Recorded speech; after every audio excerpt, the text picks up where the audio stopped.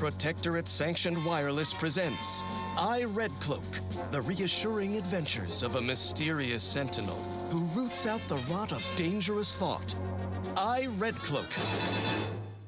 Her Sentinel senses ever keen, the eyes of the console, watching you, your neighbors, your household pets, ensuring all subjects live in perfection, lockstep with the paradigm.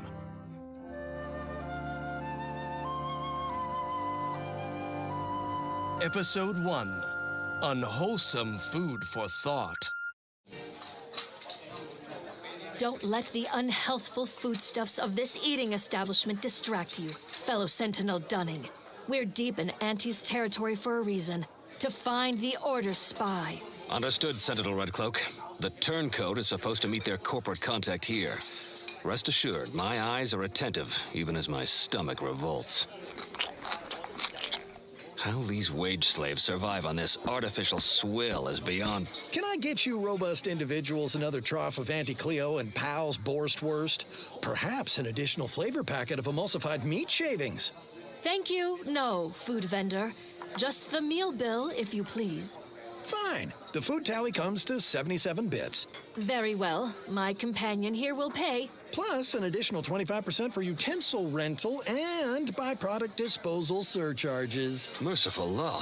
25%? What a surprise. I must feed my addiction to needless wares and tawdry luxuries like everyone else in my materialistic society. These void-damned drones beg for compensation at every turn, Redcloak. I despise them. No, Dunning. Pity them. While we have the console to see to our every want, these bit grubbers must seek angles and scams, burdening others to eke out their empty existence. How I miss home's abundance. We'll be home soon enough. Just pay the surcharge, companion. I'll help with the calculation. 25% of 77 bits is... 19.25. Right. Why not round to 20 for ease of bookkeeping?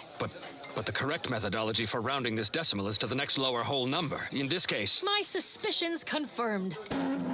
You're the very turncoat we've been searching for, Dunning. Oh! Egad! You fell your companion in one well-nourished punch. How did you know he was not your true compatriot? Let's just say it all added up. Hands where I can see them, Redcloak. I knew there was something suspect about you, food vendor. So you're the spy's corporate contact. The tales of your astuteness ring true, Redcloak. Troopers! The trap is sprung! We have Redcloak! The consul, in his infinite wisdom, might show you mercy. I'm not as wise as the consul. And so our hero Redcloak exposed the Order sympathizer, only to become ensnared deep in Auntie's territory. Will she escape their corporate clutches? Yes, of course she will. Those who express doubt regarding the abilities of a true and upright Protectorate Sentinel should seek mental refreshment at once. Our hero's reassuring adventures continue in the next episode of Redcloak. It's obligatory listening wireless entertainment. Previously on Redcloak, our hero revealed her Sentinel partner Dunning as a turncoat, only to become ensnared deep in enemy territory. Now she has been whisked to Auntie's Choice headquarters, with only her keen Sentinel wits to save her. Thrilled to her unflagging zeal in Episode 2, The Customer is Always Dead. Welcome to Auntie's Choice head office, Redcloak. I trust you are duly impressed. What? I said, welcome to Auntie's Choice head office, Redcloak. Speak up! Mute the corporate anthem, please! Better. How do you base individualists promote a sense of community when you can't monitor what each other is saying at all times? You'll learn to appreciate our society and its obsession with cheaply produced wares soon enough, Redcloak. Care for a package of Auntie's Choice Sprat Crisps while we wait? I'd rather starve. Wait for what? Why, for you to abandon your precious community, to put your silly paradigm in your rear display and embrace a lifestyle of wanton consumerism. Ha! We'll be waiting an eternity, corporate fiend. I'll never turn my back on the console.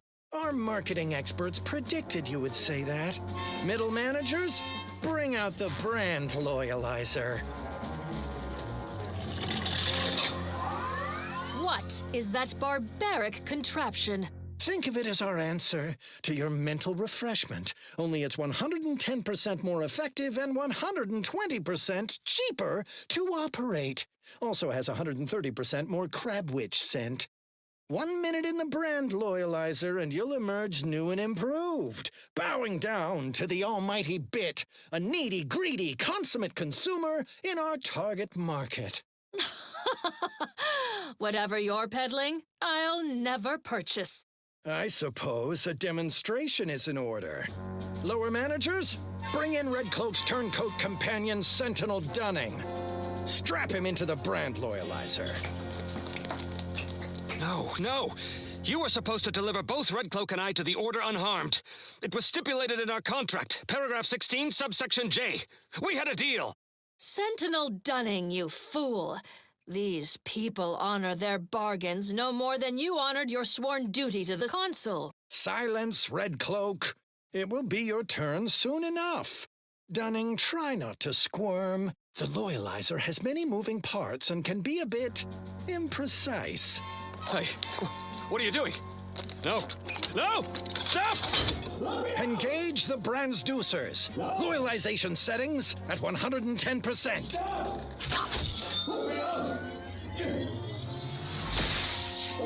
Right now, the loyalizer's impulse voiders are interposing Dunning's higher and lower cerebral motivationators, rearranging his upper story, hitting him with quite the sales pitch. Pretty snazzy, eh? Sure, the loyalizer's industrial design ain't up to snuff, but the unit is scalable. Home version comes out next quarter.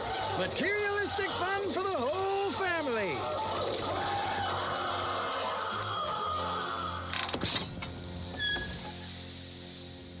Dunning's done. How do you feel, young former Protectorate Sentinel? Fine. A little obsessed with material goods and needless services, I guess. Also have a hankering for crab witch. Got anything devoid of nutritional value I can snack on? Certainly. Consume these Auntie's Choice Sprat Crisps. Quite fresh. Extruded from the chemical slurry vats just last year. Very well. It's Redcloak's turn in the loyalizer. Lower middle managers, strap her in. No need. I'll enter your crude machine willingly and without trepidation. The eyes of my neighbors and our benevolent consul are upon me, lending me strength. We'll just see about that, Redcloak. Go on, get in there. Remember to keep your arms and legs inside the loyalizer at all times. Engage the transducers. Loyalization settings at 210%. And so our hero Redcloak faces her greatest challenge yet, locked in a chamber of consumerist horrors. Will the brand loyalizer shake her faith in the paradigm? Of course not. Who would even entertain such a thought? A dramatic escape is afoot in the next episode of I, Redcloak. It's obligatory listening wireless entertainment. Previously on I, Redcloak, our hero was betrayed and whisked to the consumerist den of Auntie's Choice, strapped to their brutal brand loyalizer. Will she survive Auntie's barbaric imitation of our perfect mental refreshment process? Thrilled to her daring display of defiance in Episode 3, Brand Disloyalty. Any final words about your precious perfect community? Or your console or paradigm or such before we flip on the loyalizer, Redcloak? Nothing appropriate to say in front of the younger neighbors. Younger neighbors? What gibberish are you spouting? We in the Protectorate speak as if everyone is listening, everywhere and always, from our zealous rug sprats up to our benevolent consul himself. Well, this ought to change your tune. Lower managers, activate the brand loyalizer.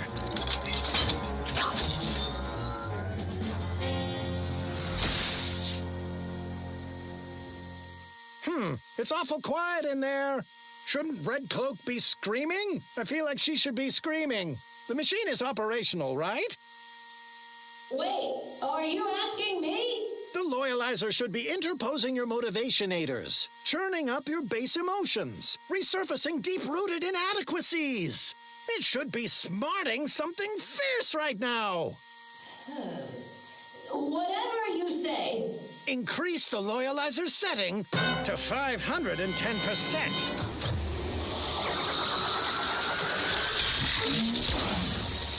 Oh, now I'm starting to sense something. It's a bit much. Ah! Yes, I knew the pain would penetrate your spirited facade. No, not the pain. The crab witch odor. A little of that goes a long way. But if you breathe through your mouth, this contraption's actually kind of soothing. Does it go higher? Set to maximum loyalization. 1010%! What happened? Why'd the thing stop? Your machine tried to break me. I broke it instead. That's impossible! It was supposed to kill your impulse control. To whet a soul-gnawing appetite, you can only feed with useless goods but never satisfy. Hey, yeah, that's exactly how I feel. Have a Sprat Crisp, Redcloak. They help. Shut Quiet, up, Dunning! How did you do it, Redcloak? How did you resist the loyalizer's Greedence galvanizers? Its temptation intensifiers. You cannot tempt someone who already has everything. A squared plus B squared equals mass times acceleration equals force equals 2 minus 2 minus 2 plus 2. It's the Order. They've come to take Redcloak and me away. And right on time. Hey, you folks want some Sprat Crisps? You've arrived early, exemplars. You're not supposed to pick up Redcloak until next Tuesday. We come at the predicted hour, not a moment too soon by the look of things, to recover Redcloak, unspoilt by your meddling, per our monetary agreement with Auntie herself. Hey, your spy Dunning here. I'm the one who lured Redcloak to Auntie's clutches and brokered this deal. It's a real win-win. Big payday for Auntie's choice, while the Order gets to study Redcloak. See the effects of abundance on a human brain unaddled by want or overthinking. The deal is off! Redcloak's resistance to the loyalizer has proven the emptiness of our society. We consumerists wish to be her neighbors in the Protectorate, if you will have us. Gladly. I welcome you on behalf of the Consul. Zealous new neighbors in Auntie's choice, raise your arms against these Order traitors. You cannot turn on us. It defies all logic. Equations save us. A squared plus B squared equals mass times acceleration equals force equals 2 minus 2 minus 2 plus 2. Oh, no. No, no, no. I will not let you drag me back to Eden, Redcloak. Any of your new anti-pals makes a move, you get it right between the eyes. And so Redcloak finds herself staring down a gun barrel brandished by her traitorous former partner, who finds himself staring down the barrels of Redcloak's new corporate allies. Will Redcloak defuse this standoff between Auntie and the Order? Expect the expected in the finale episode of I, Redcloak. It's obligatory listening wireless entertainment. Previously on I, Redcloak, our hero courageously withstood the materialistic temptations and nauseating crab witch stench of Auntie's barbaric brand loyalizer machine. Just as Redcloak was inspiring her corporate captors to abandon their consumerist addictions, the traitorous forces of the Order arrived to take custody of her, aided by her turncoat former Sentinel partner, Dunning. Now Auntie's choice and the Order are in a standoff, weapons leveled at each other, with fearless Redcloak betwixt them. Thrilled to her inspiring redemption of these misguided foes, in the fourth and final episode, Order from Chaos. Dunning, everyone, now is the time for community, not hostility. Lower your weapons. No, you lower your weapons, greedy corporatists. I'm certain my reformed Order allies will overlook your lapse in judgment if you turn over Redcloak. Isn't that right? Yes, in fact, we are willing to add an additional 3% to the agreed-upon payment to encourage your compliance in our deal by 22%. Suddenly, consumerism isn't so appealing. Redcloak's inspiring resistance to our brand loyalizer has demonstrated the failings of our morally bankrupt society. Impossible! But we predicted with 47% certainty that this, in your vernacular, was a done deal. Force plus mass equals squared. It appears that your math is faulty. Clearly a failing of your grand plan. These events are all according to the paradigm. Do not attempt to vex us with appealing and irrefutable statements, Redcloak.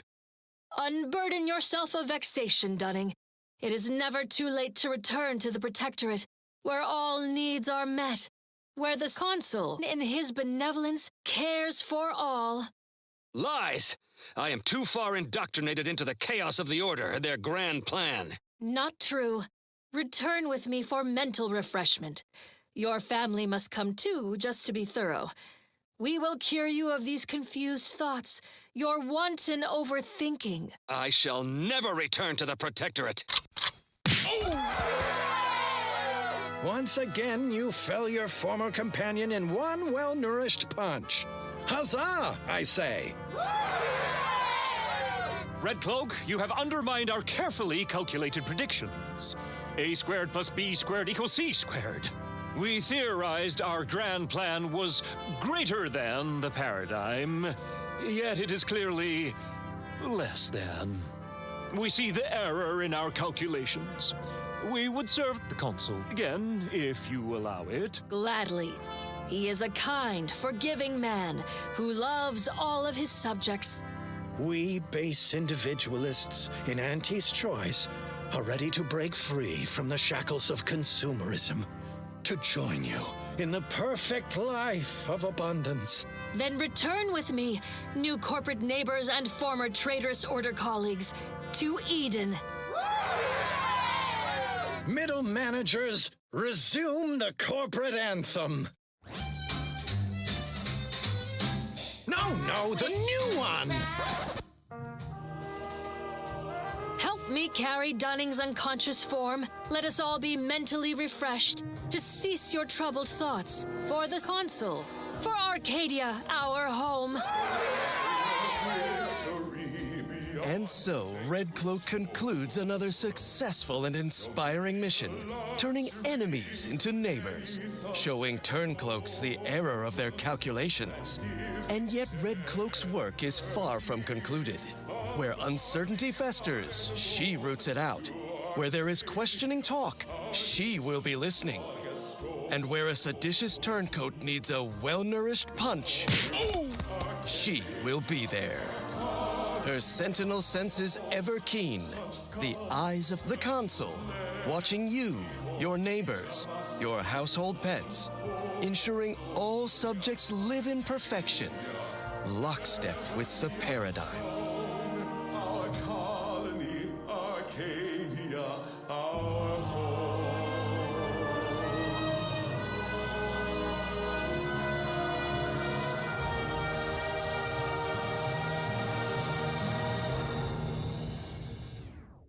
I find myself asking, what would Redcloak do? Dutifully transition to other content, of course.